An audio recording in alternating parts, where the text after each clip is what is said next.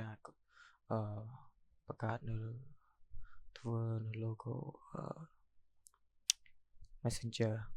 ចឹងជាដំបូងយើងអាចប្រើប្រាស់នៅEllipse tool ហើយយើងយកវាជា design មកជាប្រភេទstroke ចឹងខ្ញុំសូមគូសវាជា Ellipse tool សិនអូខេហើយជាបន្តទៀតអ្នកនរគ្នាអាចប្រើ Move tool នេះ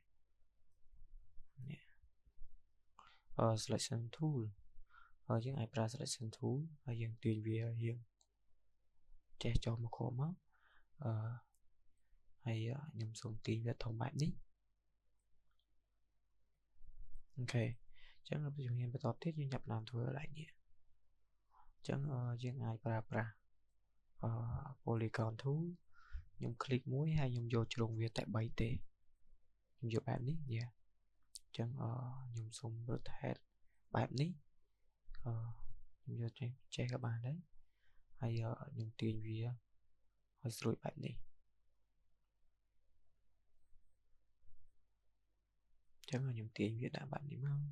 ករណីគ្នាយើងចង់បានរៀងវិញហើយទាញបានអូខេអញ្ចឹងខ្ញុំយកប៉ុណ្ណេះ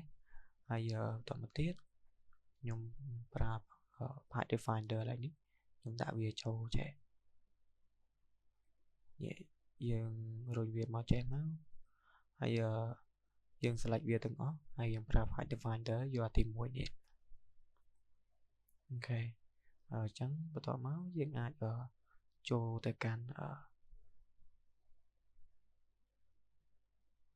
ពណ៌ខ្ញុំចាក់ពណ៌វាបែបនេះខ្ញុំអាចប្រើនេះក៏បានដែរiDrop tool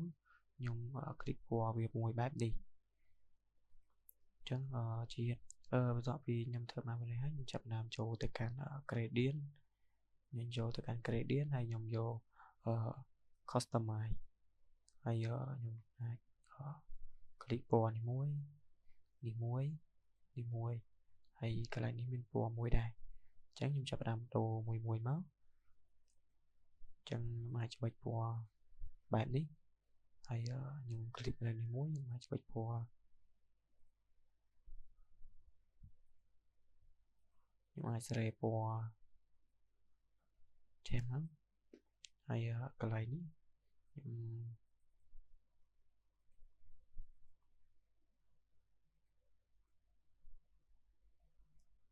ចឹងកន្លែងនេះទៀតខ្ញុំស្វិចពណ៌មកចេះចឹងខ្ញុំកន្លែងនេះមួយទៀតខ្ញុំសូមស្វិចពណ៌កន្លែងនេះអូខេចឹងអ្នកនរគ្នាអាចសេរីមើលថាពណ៌ណាដែលយើងចង់បានចឹងយើងអាច customize កន្លែងនេះបានចឹងមើលទៅវាដូចអត់សូវនេះខ្ញុំទាញវាមកចេះហើយវាមើលទៅចឹងដល់សល់កន្លែងនេះយើងអាចប្រើ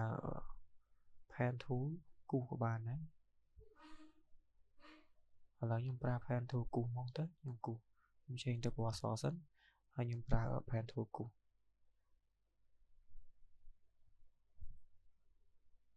ខ្ញុំគូសចេះគូសបែបនេះមួយទៀតខ្ញុំគូសឡើងនេះមួយហើយខ្ញុំយកយ៉ាងឆ្ងាយទីមកនេះមកដល់នេះមក